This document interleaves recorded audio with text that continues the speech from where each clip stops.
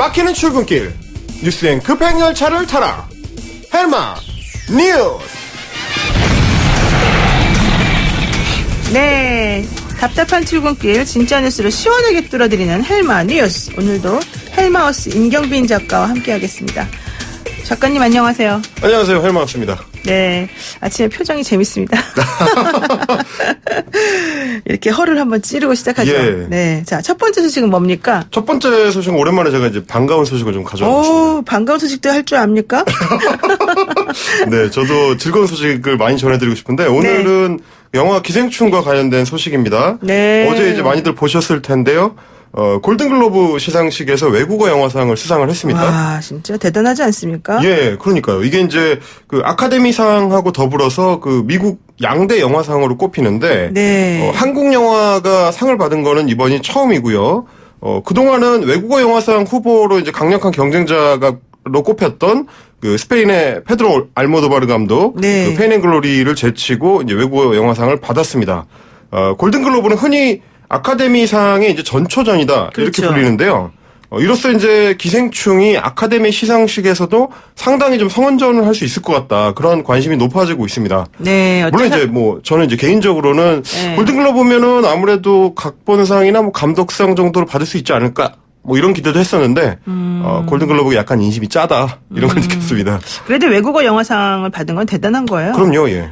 그래서 어쨌든 그러면 이제 더 높은 걸 노려볼까요? 아카데미 작품상 이런 거? 그렇죠. 이제 뭐 일단 궁극적으로는 그 13일에 그 후보가 발표가 되는데요. 네. 거기서도 좀 노려볼 수 있을 것 같고 최근 분위기는 이제 상당히 좋습니다. 그 며칠 전에 전미 비평가 협회에서는 최고상인 이제 작품상과 감독상을 수상을 해서 이관왕을 차지를 했고요. 그렇죠. 이를테면은 뭐 이제 평론가들이 사랑하는 영화다. 이걸 다시 한번 입증한 셈이고 같은 날에 이제 호주 아카데미 시상식에서도 최고영예인 작품상을 수상을 했습니다. 그래서 이제 기생충은 지난해 5월에 칸네 영화제에서 황금정로상을 수상한 이후에 네. 각종 영화제와 이제 비평가 협회에서 약 50개에 가까운 상을 지금 휩쓸고 있는 중입니다. 50개요? 네. 그러면은 이거 상금도 줍니까? 상금도 많이 받지만 지금 굉장히 흥행 성적도 좋습니다. 전 세계에서 이제 개봉을 해가지고 지금까지 약 1억 2,600만 달러. 그러니까 우리 돈으로 한 1,500억 원 정도. 이렇게 벌었어요? 예, 벌어들인 봉준호 상태고요. 감독이요? 그렇죠. 영화사하고 이제 봉준호 감독이 이제 나눠 갔겠죠. 우리 좀 나눠주면 좋겠네요. 부럽네요.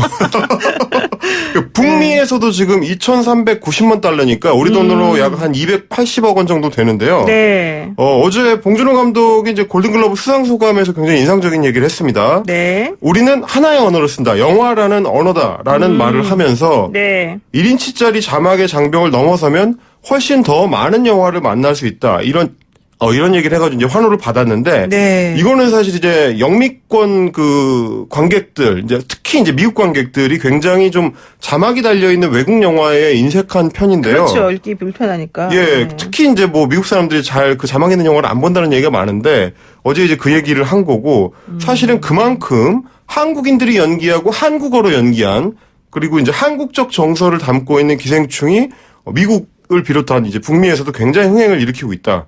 그래서 이제 봉준호식인 자본주의 풍자가 상당히 영향력을 발휘하고 있다. 이렇게 볼 수 있을 것 같습니다. 그렇군요. 우리도 봉준호 영화상 이런 거 하나 만들어야 될 것 같아요. 아유, 좋네요. 자, 근데 이렇게 영화나 이런 문화 콘텐츠가 네. 사실은 대한민국을 세계에 널리 알리는데 정말 큰 기여를 하는 것 같습니다. 예, 제가 어제 그 시상식을 보고 나서 이제 트위터를 보다 보니까 네. 재밌는 트윗이 하나 있었는데 호주 사람이 네. 자기가 이제 겪은 일이라면서 이제 하나를 올렸더라고요. 근데 이제 한국인이 포함된 자리를 갔는데 네. 거기서 이제 어떤 호주 사람이 당신 코리아냐? 그러면 이제 패러사이트? 기생충? 이제 이런 얘기를 한 거죠. 그래요? 그걸 다 알아요? 예. 저도 영어는 약간 읽을 줄 압니다.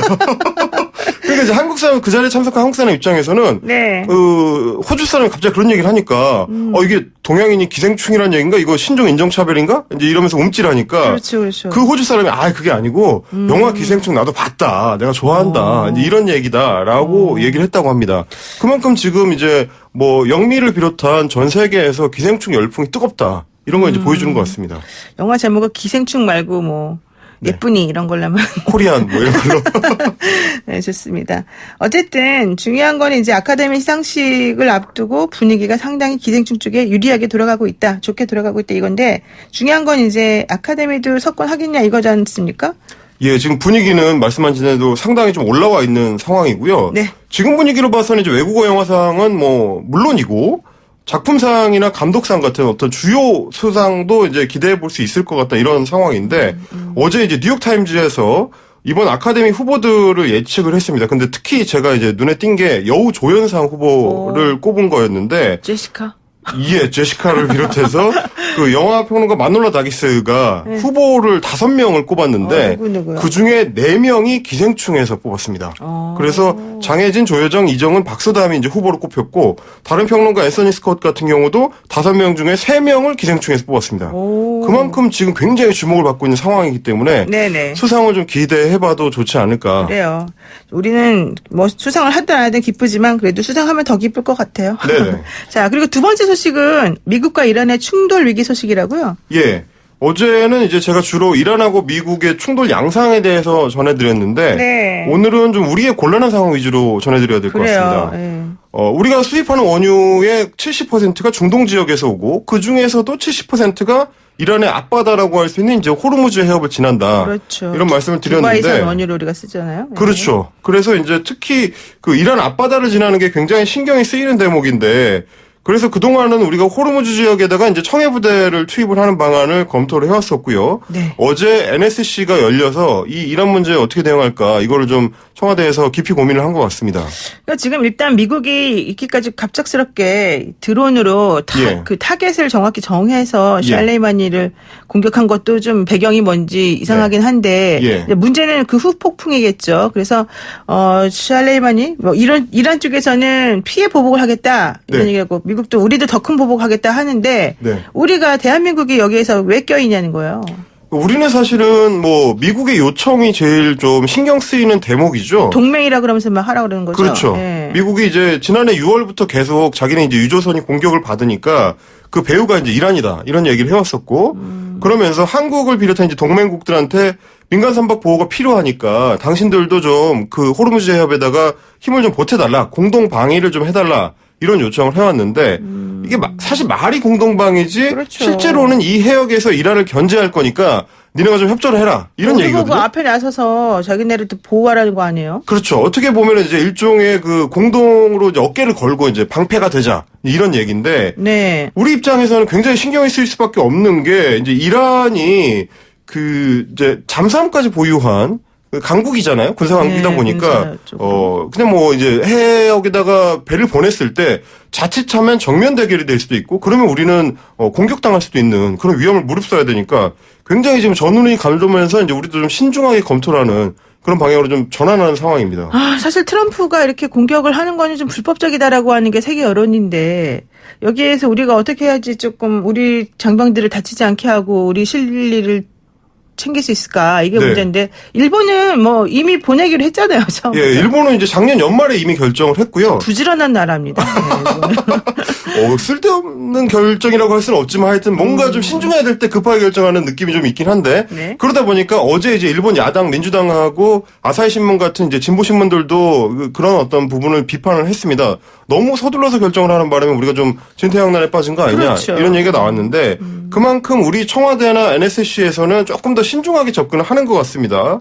그래서 어쨌든 결과적으로는 우리가 미국의 어떤 요청을 계속 거부하기는 쉽지 않겠지만 최대한 시간은 좀 끌면서 미국 쪽에서 좀 최대한 얻어낼 걸 얻어내야 되지 않을까 네. 이런 상황입니다. 자 마지막 소식 비닐봉지 뭐 종이박스 재활용 이게 좀 문제예요? 뭐가 문제예요? 특히 좀 태국에서 재밌는 얘기가 있어가지고 좀 가져와 네, 봤는데요. 네, 네.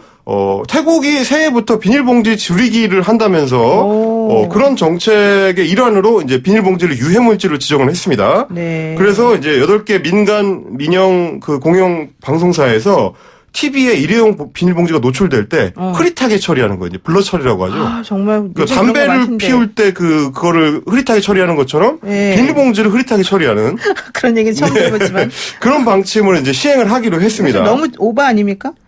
실제로 근데 태국 정부에서 추산을 해보니까 네. 그 태국 국민들이 하루에 1인당 한 8개 정도 비닐봉지를 사용을 하고요.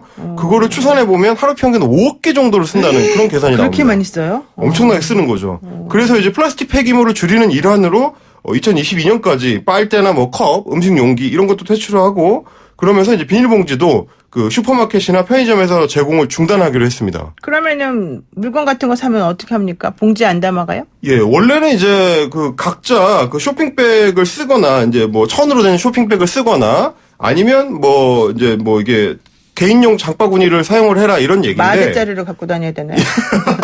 그러다 보니까 이제 태국 국민들 사이에서 좀 코믹하게 이걸 패러디하는 게 좀 인기가 있습니다. 그래서 어떤 사람은 손수레죠. 이제 리어카, 우리말로 일본어로 하면 리어카 이걸 이제 갖고 와서 쇼핑을 하거나 네. 아니면 그 생선 말리는 그물망 있지 않습니까? 칸칸이 나눠져 있는 거. 네네. 그걸 사용하거나 뭐 마대자루를 쓰는 사람도 있고 이제 이런 상황을 좀 이제 코믹하게 패러디하는 게 좀 인기를 얻고 있다고 합니다. 그렇군요. 우리나라도 비닐의 문제인데 외국도 마찬가지였네요. 오늘 말씀 여기까지 듣겠습니다. 고맙습니다. 감사합니다. 네, 지금까지 헬마우스 임경빈 작가였습니다.